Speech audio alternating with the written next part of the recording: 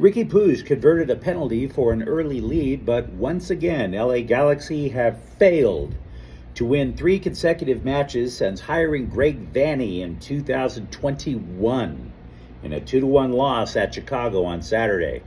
Hi, I'm James the Faithful Angelino Sports with a rapid recap of LA Galaxy soccer. If you enjoy talking about the 5-time MLS Cup champions, don't forget to subscribe to the channel. We talk Galaxy soccer almost every day here. This loss is a humiliation for the Galaxy for a number of reasons. And while I don't normally like to point the finger at one person, I think this is Greg Vanney's fault. I think he's got nobody to blame but himself. The Galaxy fall to 7-3-7 with the loss, missing out on an opportunity to take over first place in the Western Conference. All 3 Galaxy losses this season have come on the road. Their last loss came in Austin on April 27th. By the time you wake up, by the way, the Galaxy could fall from 3rd to 5th in the Western Conference. In this case, however, you have to ask yourself if Vanney hampered his own team in terms of starting lineup selection. Now, it's true, the Galaxy played a game midweek, and you would expect some changes in the lineup. But you could argue as many as 5 players who wouldn't normally get the start were on the pitch at the start of the game. Very questionable choices. Miguel Very over Dejan Joveljic, for example, at striker. Novak Mikovic and Nanette over John McCarthy. Other players, such as Diego Fagundes, on the bench.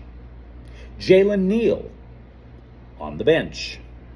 Not even that they've been starters since day one, but you would think they would be better options to start instead of the starting 11 that Vanney put out there. Considering that the Galaxy were without Joseph Paintsil, who's been nursing a hamstring injury for the last couple of weeks, was it really that wise to start so many reserves, to start the people at the end of the bench?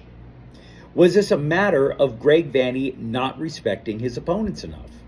Considering that the Fire entered the match with just 2 wins, I understand taking some risk. But the Galaxy are off next week. The message that Vanney had for his team prior to the match was to get greedy. Why didn't he? Why didn't he get greedy? Meanwhile, Chicago may have been outmatched in terms of talent, but they opened with a 5-3-2 formation. 5 on the back line. Clearly an attempt to neutralize the Galaxy's speed advantage. Still, the Fire lit themselves ablaze early with a handball in its own penalty area. Puig converted. That was his 6th goal of the year. After that disaster for Chicago, though, you could argue the teams played a pretty even match. And considering Chicago is way the hell down there, that meant that the Galaxy decided to sink right to their level. Both teams, by the way, finished with 4 shots on goal. Again, even.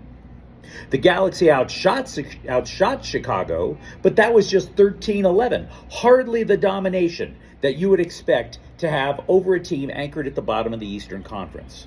So Chicago, to its credit, let's not take anything away from the Fire, to its credit, grinded it out, even though they haven't won since April 6th. Damn near 2 months. And the Galaxy back line, while not nearly as atrocious in previous years, that's not a steady back line. Matter of fact, the Fire were granted a gift goal late in the first half when both Maya Yoshida and Julian Aude failed to make a simple clear in the penalty area. Aude not only didn't clear the ball, but he whiffed. Completely missed it, and Hugo Kuipers pushed in the tying score in the 32nd minute. Brian Gutierrez, by the way, won the match in the 61st minute with a shot that caromed off of both goalposts before trickling across the line. Now, you could argue both of those were lucky goals. You could argue that. I would counter that the Galaxy simply didn't respect the opponent enough to take the match seriously with a better lineup. And that is on Greg Vanney. The Galaxy will host Sporting Kansas City on June 15th in its next match. So, once again, Ricky Pooge scores, but the Galaxy fall in Chicago 2-1. And again, if you enjoy talking about LA Galaxy soccer, don't forget to subscribe to Faithful Angelino Sports. We talk about the Galaxy almost every day here, in good times and in times like this stinker.